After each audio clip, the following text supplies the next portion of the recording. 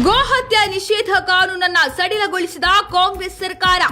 ಅಕ್ರಮ ಗೋ ಸಾಗಾಟಗಾರರಿಗೆ ರಾಜ್ಯ ಸರ್ಕಾರದ ಗಿಫ್ಟ್.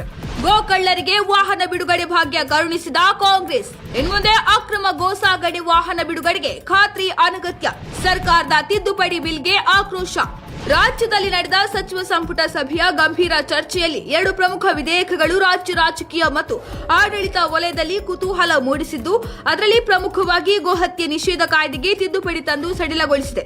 ಸಚಿವ ಸಂಪುಟದಲ್ಲಿ ಚರ್ಚೆಗೆ ಬಂದಿದ್ದ ಕರ್ನಾಟಕ ಜಾನುವಾರು ಹತ್ಯೆ ಪ್ರತಿಬಂಧಕ ಮತ್ತು ಸಂರಕ್ಷಣಾ ವಿಧೇಯಕವನ್ನ ರಾಜ್ಯ ಸರ್ಕಾರ ಸಡಿಲಗೊಳಿಸಿದ್ದು ವ್ಯಾಪಕ ಚರ್ಚೆಗೆ ಕಾರಣವಾಗಿದೆ.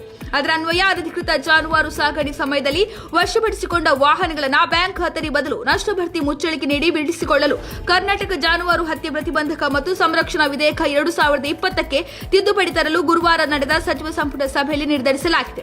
ಈಗಿನ ನಿಯಮದಲ್ಲಿ ಸಿಕ್ಕಿಬಿದ್ದ ವಾಹನಗಳನ್ನು ಬ್ಯಾಂಕ್ ಗ್ಯಾರಂಟಿ ನೀಡಿ ಮಾತ್ರ ಬಿಡಿಸಿಕೊಳ್ಳಬೇಕು. 3 ರಿಂದ 5 ಲಕ್ಷ ರೂಪಾಯಿ ಅಥವಾ ಅದಕ್ಕಿಂತ ಹೆಚ್ಚಿನ ಮೌಲ್ಯದ ಬ್ಯಾಂಕ್ ಖಾತರಿ ನೀಡುವುದು ಕಡ್ಡಾಯವಾಗಿತ್ತು.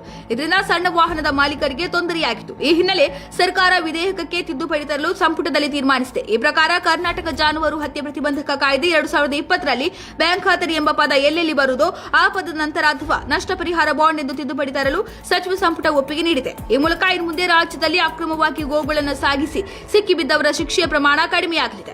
ಪೊಲೀಸರು ವಶಪಡಿಸಿಕೊಂಡ ಅಕ್ರಮ ಗೋ ಸಾಗಾಟ ನಡೆಸಿದ್ದ ವಾಹನಗಳು ಆರೋಪಿಗಳಿಗೆ ಸುಲಭವಾಗಿ ಮರಳಿ ಸಿಗಲಿದೆ. ಈ ಮೂಲಕ ಮತ್ತೊಮ್ಮೆ ತನ್ನ ಓಲೈಕೆ ರಾಜಕಾರಣದ ಪರಾಕಾಷ್ಠೆಯಿಂದ ಹಿಂದೂ ವಿರೋಧಿ ನೀತಿಯನ್ನು ರಾಜ್ಯ ಸರ್ಕಾರ ಜಗಜಾಹೀರು ಮಾಡಿದೆ ಎಂದು ಪ್ರತಿಪಕ್ಷಗಳು ಆಕ್ರೋಶ ಹೊರಹಾಕಿವೆ.